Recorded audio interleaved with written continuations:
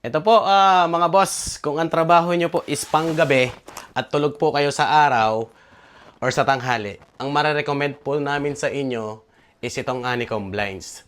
Good day po mga boss, another day, another installation po, another blessing. Nasa Bulbok, Batangas po kami ngayon. May install po kami dito na combination po na honeycomb blinds at pleated mesh. Papakita po namin sa inyo. Tara!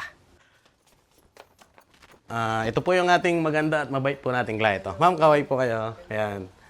Ayan. Ito po yung ating in-install po na honeycomb blinds at pleated mesh. Combination po siya.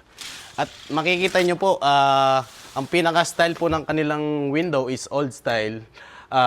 Nung in-installan po natin siya ng combination po ng honeycomb blinds, nagmukhang modern po ang design po ng kanilang window. Ito po, mga boss, kung ang trabaho nyo po is panggabi at tulog po kayo sa araw, or sa tanghali, ang marerecommend po namin sa inyo is itong honeycomb blinds. Ayan, ganyan lang po yung i-operate, pa-slide lang po siya. Ayan, kita nyo po, is tanghaling tapat po. Pag close po natin si honeycomb blinds at pinatay po natin yung ilaw, is ganyan po siya kadilim.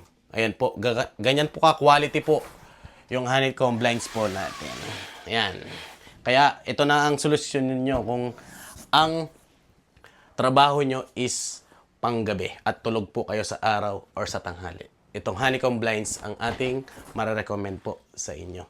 Kaya sa lahat po ng makakapanood or dadaan po ito sa inyong newsfeed, i-mention mo na ang kakilala mo, katropa mo, or kaibigan mo. Ito na ang solusyon po nila. Kaya po, sa lahat po na gusto pong mag-avail po ng ganitong pong product po namin, message lang po kayo sa aming mga account or tumawag po kayo sa number na nakikita nyo po sa inyong mga screen. Salamat po at mabuhay po kayo. God bless po.